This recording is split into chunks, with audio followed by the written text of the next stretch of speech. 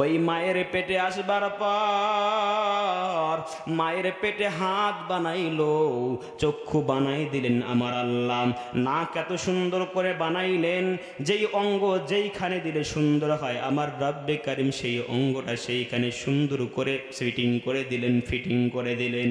বান্দা একবারও আবদার করলো না যে দুইটা চক্ষু আমাকে আল্লাহ তুমি দাও, দুইটা চক্ষু দাও, দুইটা কান দাও, দুইটা হাত দাও, দুইটা পা দাও।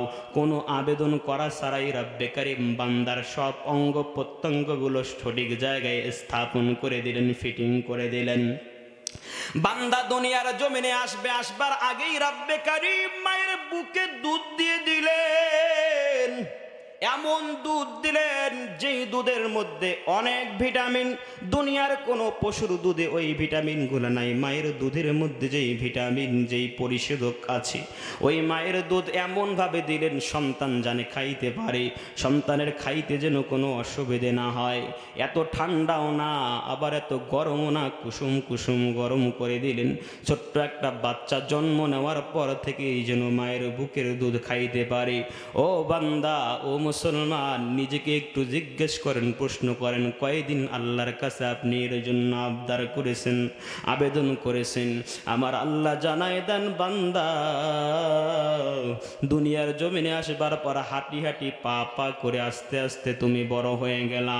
রাত্রিবেলা যখন ঘুমাইতে যাও, যখন তোমার চক্ষু দুইটা বন্ধ হয়ে যায়, তোমার শরীরের মধ্যে নিজের কোনো নিয়ন্ত্রণ থাকে না, তুমি নিজেকে বলতে পারো না তুমি ঘুমের ঘরে কি করছো না করছো, ওই সময়ও আমি রব্বে কারিম তোমার বাতাসটা বন্ধ করি নাই, তুমি ঠিকঠাক মতো শ্বাস প্রশ্বাস নিতে পেরেছ। ও বান্দা, এত এত নেয়ামত দিলাম, কোন নেয়ামতের জন্য একবার তুমি আবেদন করো নাই?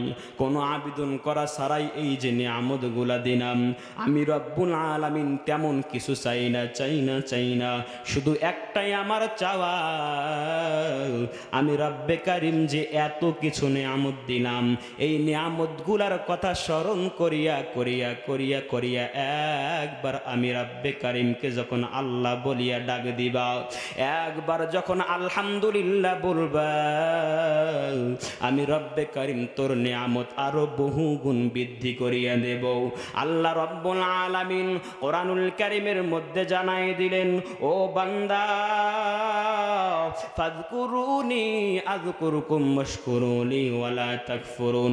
ওরে আমার বান্দারা, আমি রব্বুল আলামিনকে যদি তোমরা স্মরণ করো, আমি রব্বুল আলামিনকে যদি তোমরা স্মরণ করো, আমি রব্বুল আলামিনের যদি জিকির করো, আমি রব্বে কারিমের ওই নেয়ামতগুলা দেখিয়া দেখিয়া যদি আমি মালিককে স্মরণ করো, আর দিলের মধ্যে কল্পনা করো, হায় যেই তুলনায় আমি রব্বে কারিমের ইবাদত করি, সেই তুলনায় তো রব্বে কারিম হাজার হাজার লক্ষ কোটি কোটি গুণ আমাকে নেয়ামত দিয়ে ভরপুর করে রেখেছেন।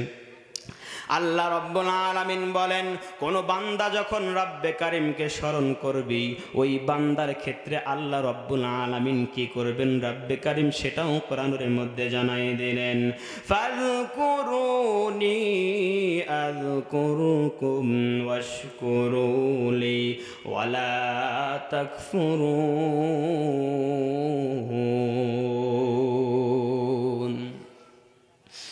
ও হোসেনপুরের মুসলমান ভাইরা আমার, আল্লাহ রাব্বুল আলামিন বললেন, বান্দা তুমি একবার যদি আমি রব্বে কারিমকে স্মরণ করো, আমি রব্বে কারিমও তোমাকে স্মরণ করি, আমি রব্বে কারিমের যদি প্রশংসা করো, আমি রব্বে কারিমও তোমাদের প্রশংসা করি।